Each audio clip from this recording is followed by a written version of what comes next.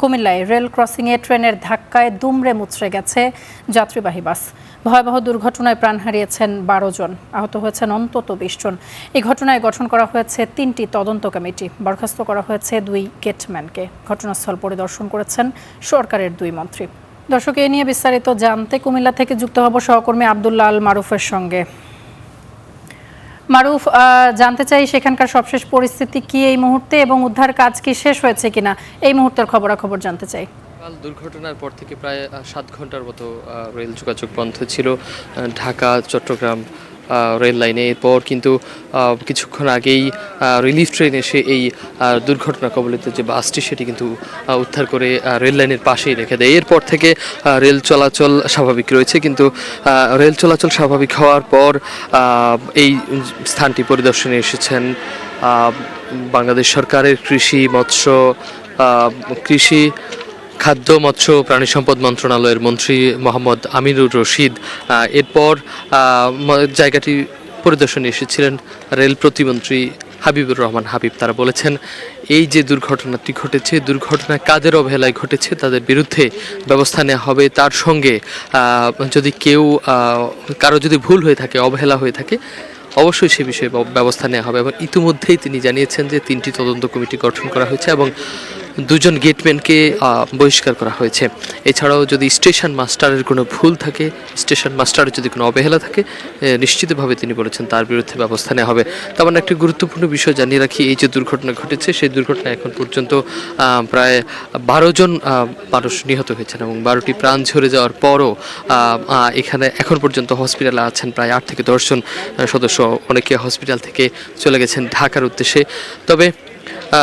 তবে যেটি আমাদেরকে জানিয়েছে প্রতিমন্ত্রী এবং মন্ত্রীরা, যে এই যে দুর্ঘটনা ঘটেছে, এই দুর্ঘটনায় যারা আহত হয়েছেন তাদের চিকিৎসার যে ব্যয়ভার সেটি রেল মন্ত্রণালয় গ্রহণ করবে এবং যারা নিহত হয়েছেন তাদের পরিবারের পক্ষ থেকে তাদের পরিবারকে প্রাথমিকভাবে 25,000 এবং সরকারের পক্ষ থেকে আরও 1 লাখ টাকা প্রাথমিকভাবে দেওয়া হবে। তামান্না, এই ছিল আমার কাছে রেল দুর্ঘটনার সর্বশেষ। তামান্না। অসংখ্য ধন্যবাদ আপনাকে আমাদের সঙ্গে যুক্ত হবার জন্য। পরবর্তীতে নিশ্চয়ই নতুন তথ্যের জন্য আবারও আপনার সঙ্গে যুক্ত হব। এই মুহূর্তে আমাদের সঙ্গে যুক্ত হয়েছেন তানভীর চৌধুরী, তার সঙ্গে যুক্ত হয়ে সেখানকার খবর জানতে চাই। তানভীর, মরদেহগুলো কুমিল্লা মেডিকেল কলেজের মর্গে রাখা হয়েছে। নিহত সকলের পরিচয় কি জানা গিয়েছে কিনা এবং আহত যারা ছিলেন তাদের ব্যাপারে চিকিৎসক কি বলছেন, কি অবস্থা তাদের শারীরিক? গতকাল রাতে যে দুর্ঘটনা হয়েছিল কুমিল্লার পদুয়া বাজার এলাকায় বাস এবং ট্রেনের সংঘর্ষে, সেই দুর্ঘটনায় 12 জন নিহত হয়েছে এবং এই 12 জনের আসলে পরিচয় নাম আমরা এখনও পর্যন্ত শনাক্ত করতে পেরেছি। 12 জনেরই নাম পরিচয় আমরা পেয়েছি এবং আহতরা যারা আছে তারা এই মুহূর্তে কুমিল্লা যে মেডিকেল কলেজ হাসপাতাল আছে সেই হাসপাতালের ক্যাজুয়ালিটি ওয়ার্ডে ভর্তি আছে। নিহতরা হলেন ঝিনাইদহ জেলার মোহাম্মদ পিন্টুর স্ত্রী লাইজু আক্তার 26 এবং তাদের 2 মেয়ে মরিয়ম এবং খাদিজা, চাঁদপুর জেলার চাপাতলি এলাকার মমিনুল হকের পুত্র তাজুল ইসলাম, ঝিনাইদহ জেলার মোক্তার বিশ্বাসের ছেলে জুহাদ বিশ্বাস যার বয়স 24, যশোর জেলার চৌগাছার সিরাজুল ইসলাম 70 ও তার স্ত্রী কোহিনুর বেগম 55, নোয়াখালী সোনাইমুড়ির বাবুল চৌধুরী, মাগুরা জেলার মোহাম্মদপুর এলাকার ওয়াহাব শেখের ছেলে ফসিয়ার রহমান যার বয়স 26, চুয়াডাঙ্গার জীবননগরের বিল্লাল হোসেনের ছেলে সোহেল রানা যার বয়স 25 বছর, নোয়াখালী জেলার ফাজিলপুরের মোহাম্মদ সেলিমের পুত্র নজরুল ইসলাম রায়হান যার বয়স 45 বছর,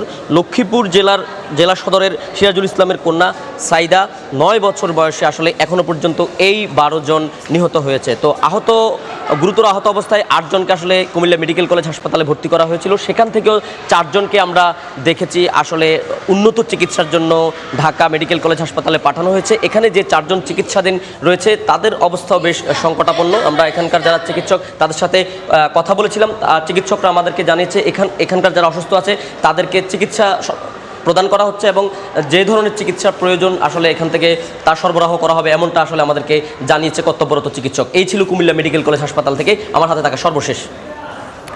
তানভীর, অসংখ্য ধন্যবাদ আপনাকে আমাদের সঙ্গে যুক্ত হবার জন্য।